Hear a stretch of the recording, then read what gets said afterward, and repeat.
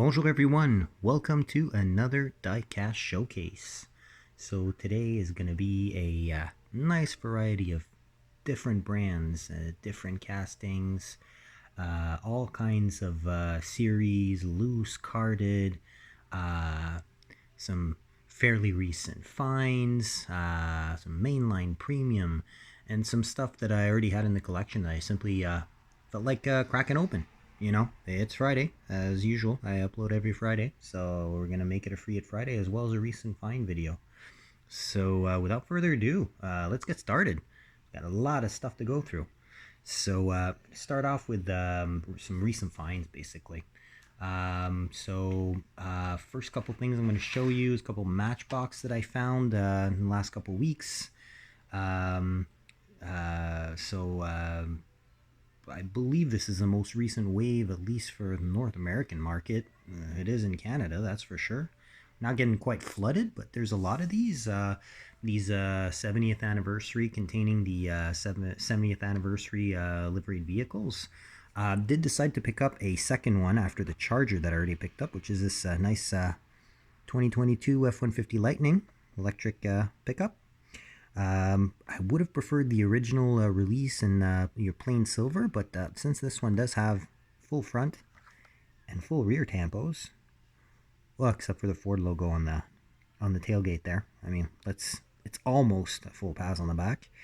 Plus the sides. I mean, we're talking about a 3+, I'd say, tampo slide or tampo pass vehicle. So it's a pretty nice truck. You know, I like the wheels basically with the orange ring that nicely complements not only the side stripe for the 70th anniversary livery, but also, you know, that classic Matchbox orange that still has its place on this card despite the top of it being kind of white there. So I was hesitant to pick up the Ford Taurus Interceptor, and by the time I thought about it, well, they were all gone. So at least where I have the opportunity to hunt kind of changed jobs. So let's just say that stores that are in remote proximity are not as plentiful as they used to be. So cutting down a little bit on the hunting, and you know, it's not a bad thing. You know, you got to enjoy what you have in addition to what you find. So yeah, pretty happy to get this casting in the collection. You know, I'm not a huge pickup truck fan, at least not like these kind of pickup trucks, like the regular non-mini truck, non-slammed versions. But you know, front tampo definitely does it for me, and you know, it's a 70th anniversary truck, so you know, I'm gonna keep it in the collection for now. See what happens in the future. Other card Matchbox that I managed to pick up is the yellow recolor of the Porsche 918 Spyder. So you may or may not know that I'm a huge Porsche fan, and I think it shows in the amount of Porsche vehicles that I do have in my collection, of a fair amount of different scales, from smaller to larger than the 164s or thereabouts, the 3-inch, I should say, 3-inch diecast.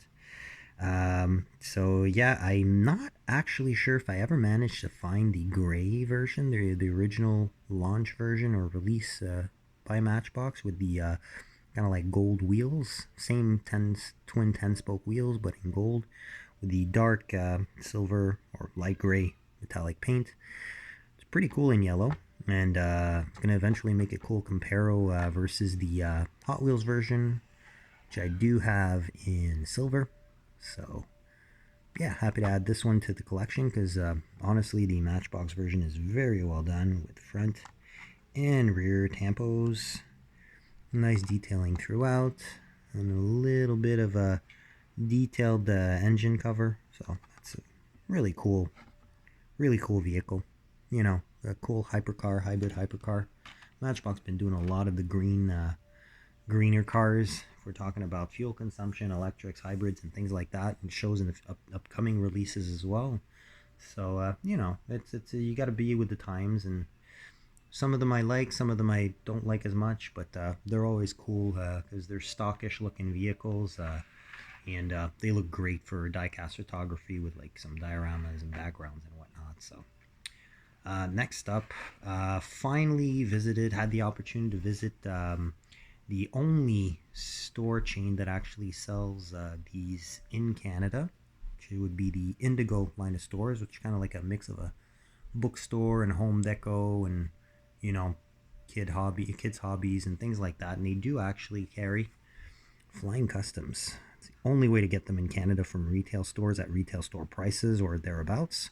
First one I picked up is the Monte Carlo SS. I'm a big G-body fan, so this was a no-brainer, as the only other casting I still have in the collection is loose and slightly detailed by myself. So this one is going to stay on card. Love the slot 5s in gold, staggered fitment, cool 80s style striping on the side with the Monte Carlo SS scripture in that black line on the door. Obviously hard to see through the lens, but it is there. No front or rear tampos, but you do have headlight inserts that are from the black interior. Actually, no, not even from the black base, as the interior is actually kind of a brown, which is kind of cool because it kind of offsets the gold portion of that stripe. So, you know, nice color combo, nice color wave. I like white cars because they always look super clean. And yeah, there was a ton of these, plus the couple Mustangs that are in this series. So yeah, the custom auto was there. Not really. I have one variation and I don't intend on collecting any more of that. Obviously, you know, Monte Carlo SS. The two Mustangs were there as well. The 65 drop top, as well as the convertible GT500. Kind of tempted by the GT500, but in all honesty, I don't know, the lack of detailing and especially the red roll bar just kind of puts it off. It really looks like a toy. So the two that I really wanted, obviously, were the two that were not there, which would be two on top here. Chevelle SS, favorite body style of Chevelle for me, 68. And the 69 Cougar Eliminator, which I'm pretty sure I don't have a casting of in my collection. So I was kind of hoping for those, especially with the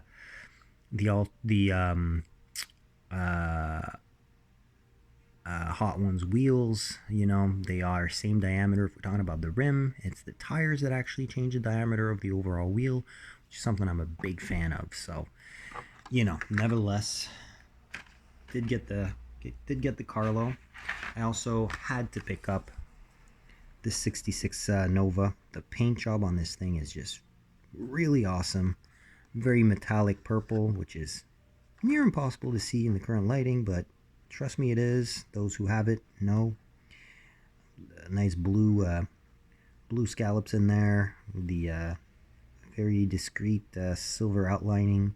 Again, slot 5s, great wheels for muscle cars or 70s, 80s era cars in general. You know, it's got a nice slam stance with those wheels nicely tucked into those fenders. Not my favorite gen of Nova, but this one with the paint job it has, definitely wanted to add this because I don't think I have any other 66 Novas. So it was about time, basically. I found one with the livery that just made me pull the trigger. Really happy about that. Not sure if I'm going to crack these open. Again, there was a ton of these. I tried to pick up the cleanest cards possible, but these are much flimsier than I thought they would be. I mean, I find that they seem to be made out of even flimsier cardboard than the regular mainlines. So, but that may just be an illusion because I was expecting probably a little bit heftier of a grade of cardboard. Last that I picked up, well, you saw the series, so you probably guessed already what it is, and it's the only one on the wheels I really wanted. The 85 IROC Z Camaro, good old third gen. Yeah, and this is what I was talking about. You know, the actual diameter of the rim is the same front and back, with the fat tires on the back and the lower profile ones on the front. I love third gens. You know, these were go-to beater sport cars when I was a kid. And took a while before they actually appreciated in price. And they appreciated in price nowhere as quickly as the Fox Body Mustang.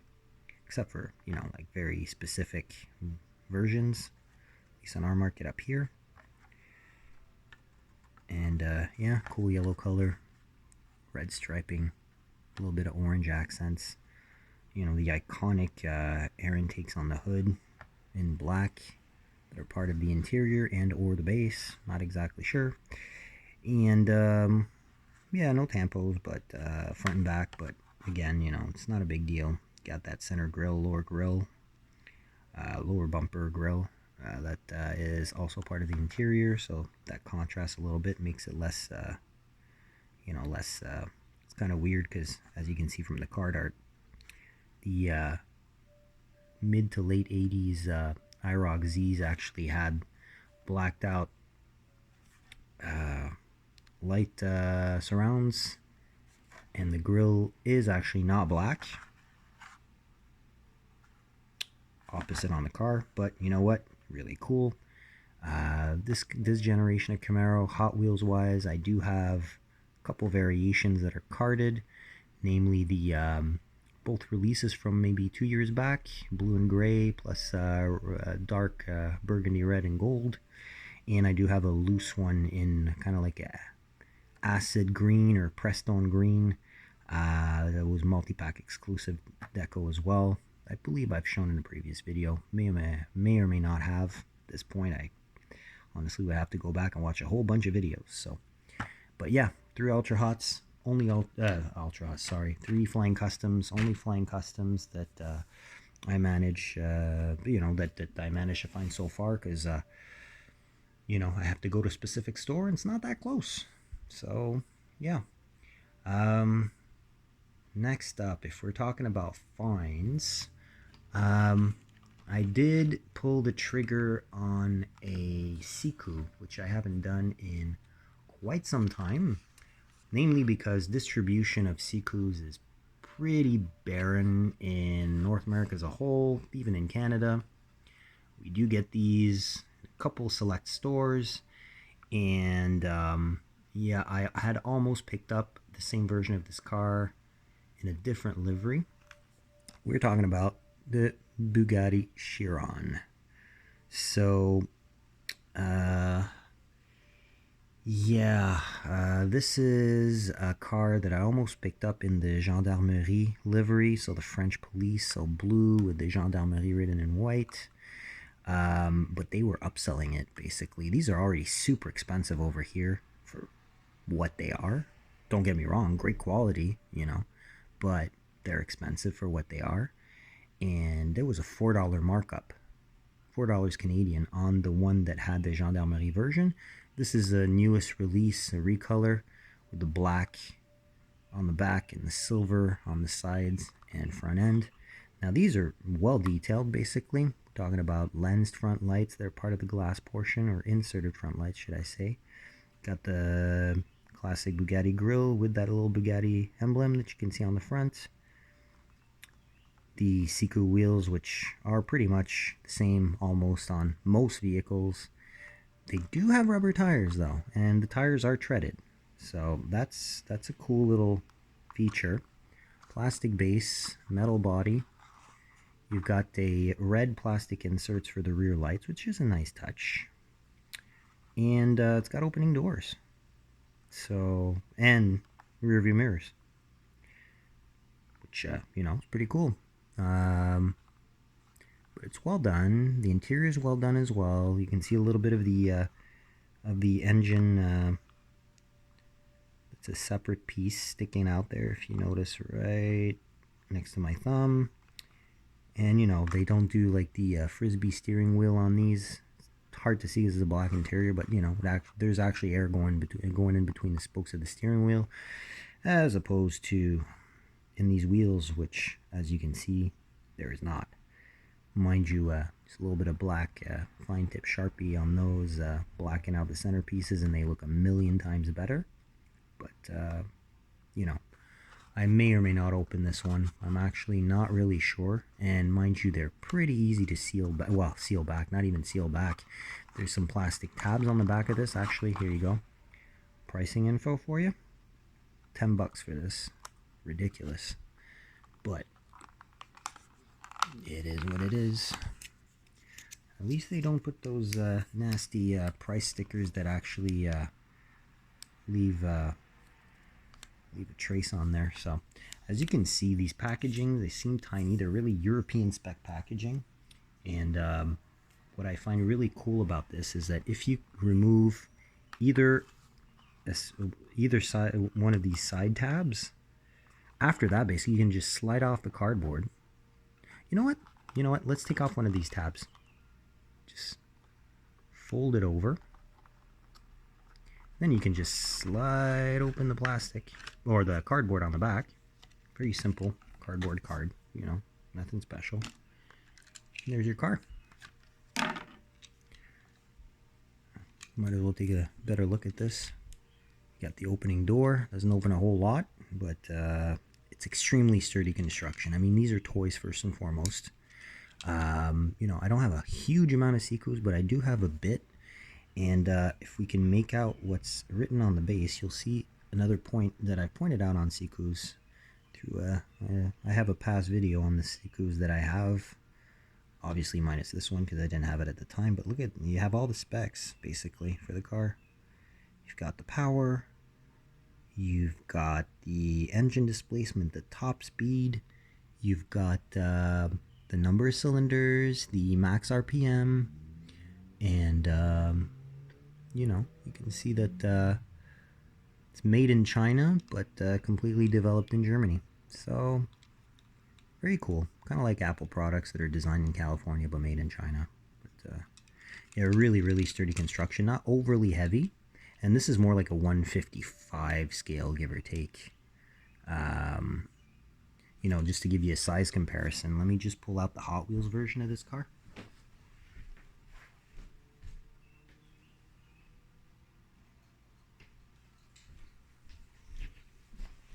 Now, mind you, the Hot Wheels version, I'm not sure if it's an exact 164 either way. I don't have like a true 164 version to actually compare, but this will give you at least an idea. And yeah, Hot Wheels does roll better because obviously it has plastic wheels, but just to give you an idea of the size, you know, there's a tangible difference in between the two. Even more if you put one on top of the other, you'll see that you know, there's definitely a little bit more length on the rear and substantial more length on the front if you compare them really side by side. Same thing for the width, definitely wider on the Seiko side, and the rear much wider on the Seiko side. So yeah, just a quick comparison, you know. And then once you're done playing around with your Seiko car, you just place it back into the package. Put the card back on as it was. And you put your tab back on. If you should so desire, I normally just take one of these tabs off, but for now I'll just leave it on there. So yeah, more or less a free at Friday, as you know, it's easily put back in the package, but still. Next, I did the speed machines have been dropping in my area, so I did manage to find the 3 that I actually wanted. First one is the Ford GT, which gives me very nostalgic Gran Turismo vibes. You know, I personally love the cold molded 6 spokes, even if they're plastic tire. The wheels just look good. This is the one that I picked up with the staggered setup, if we're talking about wheel diameter and rim diameter, actually, especially. But you know, it's just got a clean livery. You know, it's very very nice. We all know what's in the set. Have yet to find a chase, although it's dropping everywhere. So I haven't given up hope of eventually picking up a black Porsche. But for now, we've got the Ford GT, which is definitely a cool one. I also did pick up my favorite out of the bunch after seeing them in person. These Honda R. So I got the black mainline of this, which I'm probably going to crack open since now I have this premium version. You know, this is just great. Tampo works all there. Really nice, clean livery. And, you know, a silver Pagani just works. I mean, the original Zonda, you know, when it came out 20 years ago now.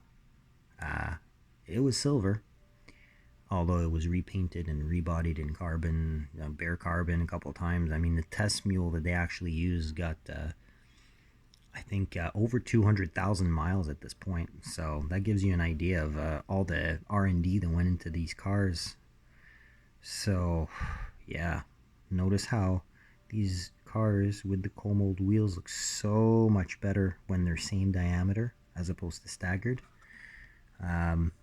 Yeah, and I mean, these are metal on metal cars, so it's really cool to have a metal on metal version of this Zonda R. And I can't wait to crack open the mainline version. Last one that I did want to pick up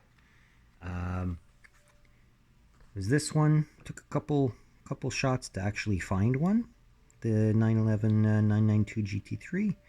But yeah, stumbled upon this one that was just laying on a shelf as opposed to being pegged.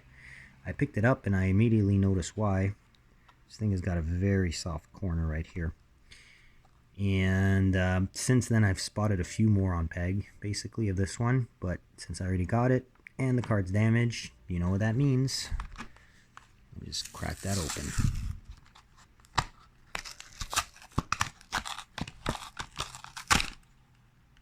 And there she is, ladies and gentlemen. A little bit more recycling there. And there we have her. It's pretty cool. Happy to have this out of package.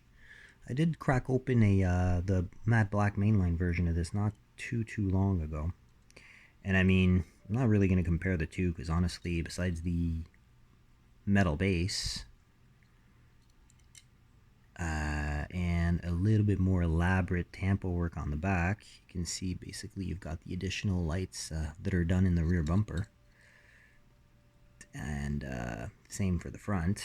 I mean, there's not a whole lot of difference. I mean, obviously the livery is completely different. One's all matte black, and this one is got that number 60 livery. And what I find really cool about this specific one is the fact that it's got gold cold-molded wheels instead of the all the other ones that have gray ones. So definitely a very cool piece that I'm happy to set free. Just get the feeling that the rear bumper is a little bit more bloated versus the other one, the mainline one. I'll have to compare them eventually. I mean, I'm going to be due for an updated Porsche special episode because I've done one so far that had a wide variety of scales and everything like that. One of the first diecast videos that I uploaded to YouTube. Feel free to go back and check that out if you're a Porsche fan. There's a lot of cool pieces in there. I'm really due to do a redux on that and go through the dozens of Porsches in the scale that I actually have in the collection. So definitely happy to set this one free. We'll set it aside right here.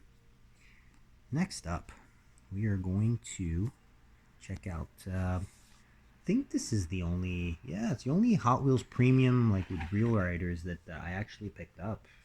It's been pretty, the series have been coming out slowly but surely, but nothing that really tickled my fancy more than anything. I did get the drop of the new Fast and Furious series with these guys here. Honestly, all of them were there except for the 69 Camaro. A lot of people are going nuts and it's their favorite in the series. I don't know. I've got a lot of premium Camaros from other brands, and I'm just more into the Greenlight or M2 versions that are just much more spot on in every aspect. So obviously, as you can see, you know which one this is. Good old FJ60 Land Cruiser. So the second variation of this that I pick up. First one being from the Toyota set released, what was it, very early last year or late the year before. It's got a similar color, a little bit lighter, and it's got the old school TRD colored striping on there, very 80s look. This one's just in a clean beige. And yeah, since I have two, I thought, hey, why the heck not crack one open and get a closer look at these. So crack this open right away and we'll check it out. There she is. All right. Recycling. Wow. A lot of people don't like this one. I'm not sure why. I mean, I remember like maybe 20 years ago, these were like still attainable. There was a ton of them, but they already had the mystique of the Land Cruiser, about the indestructible, unstoppable, very off-road capable, but without the reliability and upkeep costs and issues that would come with, example, a Land Rover product, or even to a certain extent a YJ or CJ Jeep. They're just built really tough. Well, not Ford tough, I mean Toyota tough, real tough. Sorry to all the Ford fans for that one, I had to. But yeah, if we go back to this car, impeccable detailing, just simple, no frills, close to stock. Got the mirrors. Off-road wheels look great. You got the beadlock 8-hole wheels with the nice nubby off-road tires, but not like extreme off-road, just like, you know, OEM plus upgrade or something like that. Love the fact that they actually took the time to detail the windshield wipers in black, which a lot of times I have to do myself on Hot Wheels because they just don't tend to do it. Yeah, you got the old school Toyota lettering in the front grille. Chrome work is great. Front lights are well done. You know, you've got the roof gutters that are all there. Just nothing exceptional, but still. And yeah, it's a left-hand drive, so I guess I could say US spec. Really, really nice. Just missing a license plate, basically. License plate holder is there, so that's pretty easy to add. Yeah, and you know, no winch, no hitch, no nothing. Just like a good old plain 80s square box of a off-road vehicle. Talk about contrast, eh? That is a contrast right there. Yeah, before, oh yeah, I've got another find carded, and yeah, this is another one. It's the first one that I pick up of this specific series, but this has been out for a little bit, this series, and for obvious reasons, this one has always been missing. Talking about majorette color changers and the Porsche GT3 RS. This would be a 991, I believe. Yeah, 991. This isn't a 997. This is definitely a 991. So it's a color changers, so the equivalent of a Hot Wheels color shifter, or I don't know what Matchbox calls theirs, but you know, those are few and far between in stores, at least here. I know they're much more prevalent in Europe, but yeah, this is definitely casting I have a few varieties of for the majorettes. I've got out of the premium cars, the non-color changers, I've got a Miami blue one, which is my favorite Porsche color. I've also got one in the pink pig livery. I believe I have another one also in a. No, I don't have the Porsche box set. No, it's not true. I don't have that. I never found that Porsche box set anyways. So, but yeah, so this one actually changes, as you can see. Cold water, it's black, and it's this like reddish terracotta almost color. What I do like about the color changers for Majorette is that there is no change in material. We're not ending up with plastic bodies and metal bases. This is still metal body, plastic base. Still the same style wheels as the other versions, and still got the opening parts. So it's got all the features, and it doesn't really cost more. Again, these are pretty expensive when you can find them, because they're not in the big box stores. You have to go to a little bit more specialty hobby stores, and they normally range between $8 and $10 Canadian, depending on the variety that you find. So yeah, I won't be doing the color change today. Probably will do maybe a short or something like that, but either way, I'm going to be opening this, so I'm going to fold it up a little bit there. But you've got this wave right here, all the cars that are in there. Audi S5 Coupe, which funnily enough, there's an error still on the pegs for this one, with the base that's like not exactly in line with the rest of the car, so it's all jacked up. Got the SRT Viper going from purple to green, which is great. The Megane RS, the Renault Megane RS. The Huracan Aveo, which I actually have a limited edition version of, and a kind of like it looks almost like the same green as the Spectre Fame green or yellow. Mustang GT, the S550, and we got our Porsche here, which we're going to open up right away. Cool about the majorette package, you actually do have this little semicircle cut into the back to actually make opening them extremely easy, and gives you a pretty clean opening. So, well, when you don't rip it like I just did, either way. So here we are. Take this out with all its protective plastic, as well as its little color shifter thing. Comes also with a little collector card.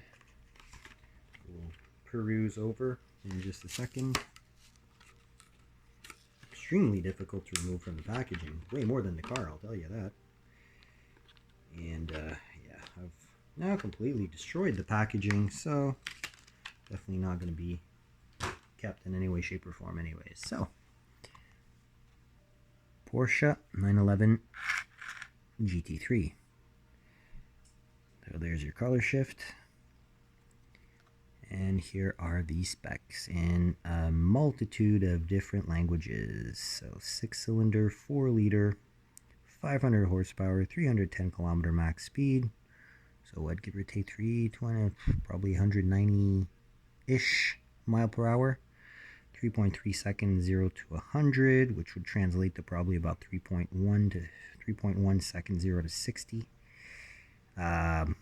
60 miles per hour is 96 kilometers an hour, and normally the way most gearboxes are calibrated on most cars, you're gonna need an extra shift for that extra 4 kilometers an hour, which is why normally you get a couple tenths off. I mean, I could be wrong with the PDKs and whatnot. I mean, I don't know what the gearing is versus the manual 7-speed or the 6-speed that they had before. Either way, 1,420 kilograms, which is about 3,000 pounds or a hair over. And torque, 460 Nm. Newton meters, honestly, I am unable to convert. But off the top of my head, I know for a fact that these have just shy of 400 foot-pound of torque. So there you go. But let's check out the car. Since we've checked out the card, might as well check out the car. So we'll need that packaging. So here she is. It's a pretty well done model, though. I do find that they could have done a better job with the little turn signals on the wing, just above the wheel arch. They're kind of painted black. I mean, for an air vent, it kind of works, especially from like a certain distance, be it back or front. But these, I mean, they should have done silver, in my opinion, because it just kind of looks like the bumper has a chunk of plastic missing in it. I mean, we've all seen more or less well-kept cars with those kind of little bumper issues. So nevertheless, that's pretty much the only downside I can find. You know, you've got a nice Porsche logo on the front. Again, opening doors. They don't open extremely wide, but at the same time, they're extremely sturdy. Black interior that you can't see anything of in this light, but well detailed. Again, steering wheel. It's not a frisbee or a pizza pan. It's an actual steering wheel with air passing through it. Wheels are the double 5 spokes. They look silver through the lens. They are actually gold, which is a good contrast with that kind of burnt red paint. Of course, mirrors. 99.9% of majorette cars do have mirrors. Got the plastic wing. It's inserted. Front and rear details. I've always found that the rear lights on this casting were kind of crooked, and that's probably because of the way the wing is mounted. It's very chunky. Center exit dual exhaust, which definitely use a touch of silver, but you know, those are details all in all. But yeah, this is the first variety I actually open up of the majorette Porsche. So I guess we should put it next to its brethren here. Another vehicle that, oh yeah, you know what? Before going into opening more stuff, couple thrift store finds I actually managed to find. And since we're in the Porsche realm, I'll start off with the best, I guess, or at least in my opinion, the best. Managed to pick this guy up. This is looks like an old Matchbox. And I'm guessing that the manufacturer probably bought the molds from Matchbox at a certain point. But it's not a Matchbox, because the Matchbox version did have opening doors. This is actually a Maisto. So I did have to do small suspension repair here. Not the cleanest thing, but you know, the wheel was actually, the axle was kind of, every time you'd push the car forward, the wheel would go tuck into the rear arch, which was really annoying because it's pretty much mint besides that. So I decided to do a little crazy glue shenanigan with a tiny little piece of plastic so as to get that wheel secured back in place. Yeah, 959, nice clean silver, huge Porsche logo, which is definitely something Matchbox did back in the day. No front light tampos, but you do have some texture on there, which is kind of cool. Nice beige interior with a surprisingly well done steering wheel, which you can see pretty well through that open window. Clear windows, so you can really see the interior. And what I find really cool about this one, you've got an inserted orange plastic bar for the rear lights. And I mean, even the wheels, those definitely look like those old 5-arch Matchbox super fast wheels from the 70s and early 80s, till they went full A dot pretty much across the range. So very cool, very, very cool. Put that one here as well with the rest of the Porsches. And you know, since we got an SUV here, I did find, and I'll confess that I've already kind of touched up this one a little bit, but another Maisto here. It's a really cool Jeep Liberty. Not a casting there's a whole lot of versions of, but I mean, this was all chipped up, and you know, some of the tampo work was coming off, so I kind of like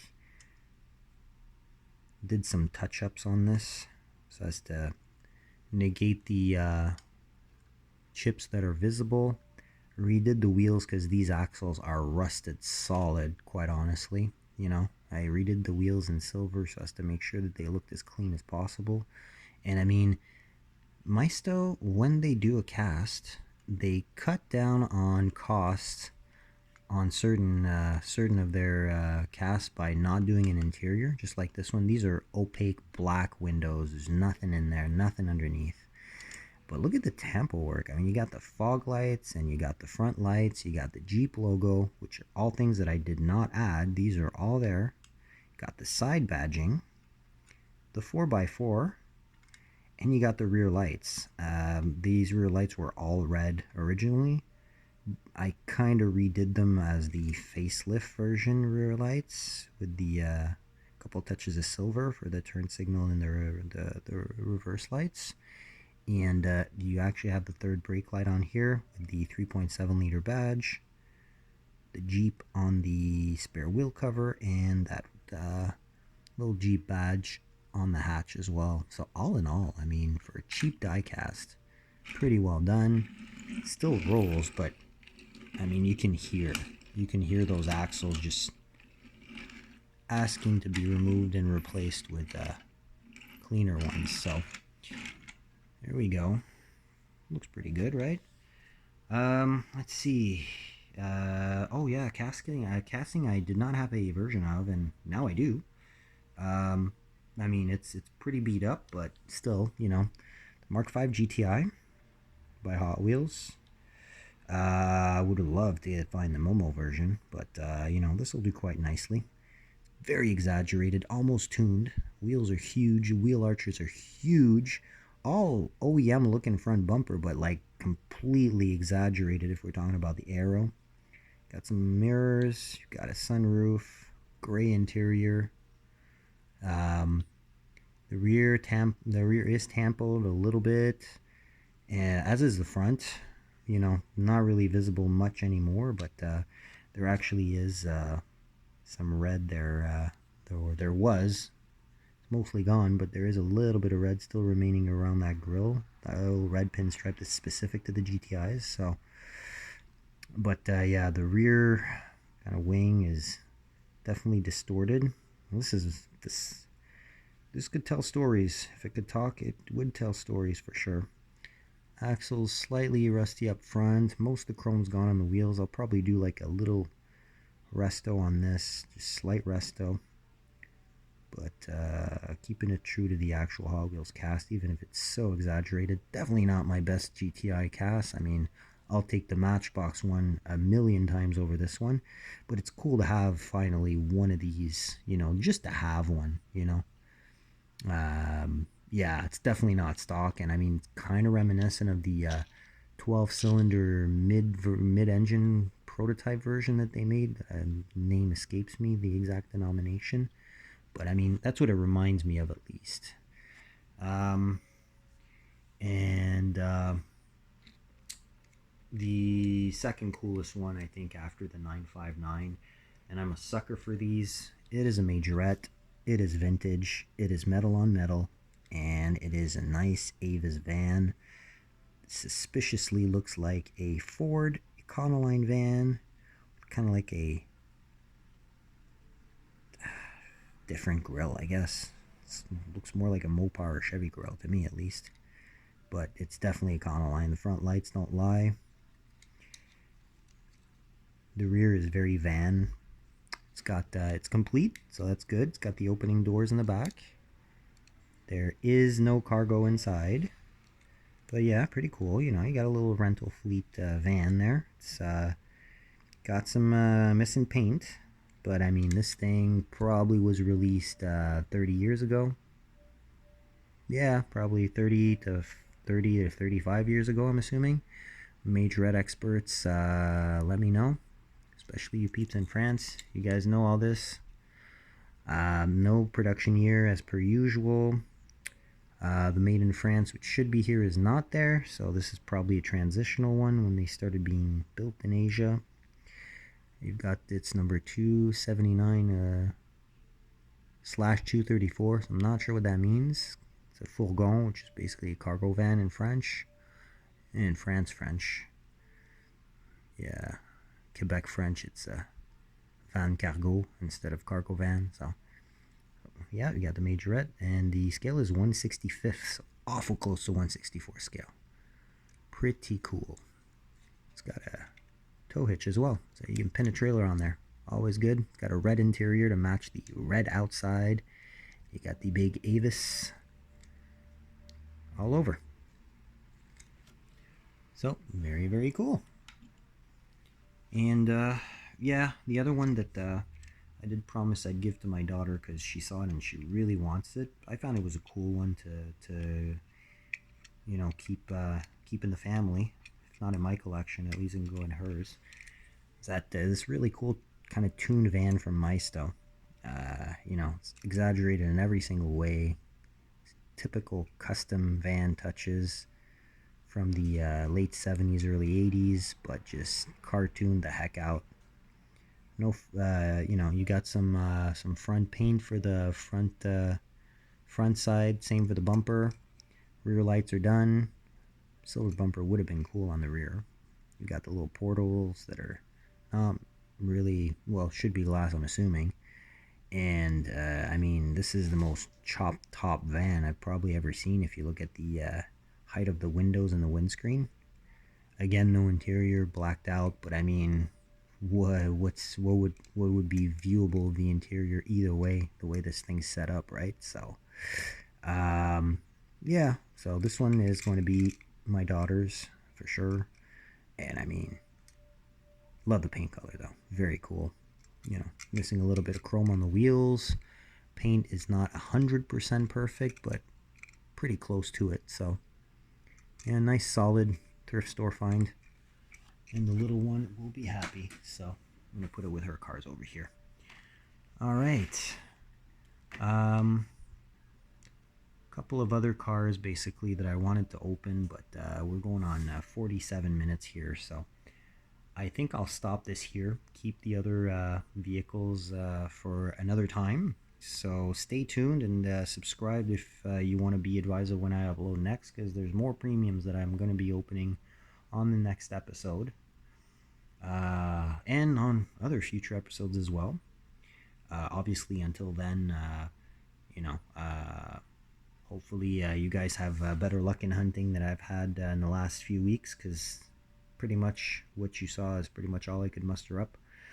Of course, hit that like button if you enjoyed, and yeah, comment your feedback below.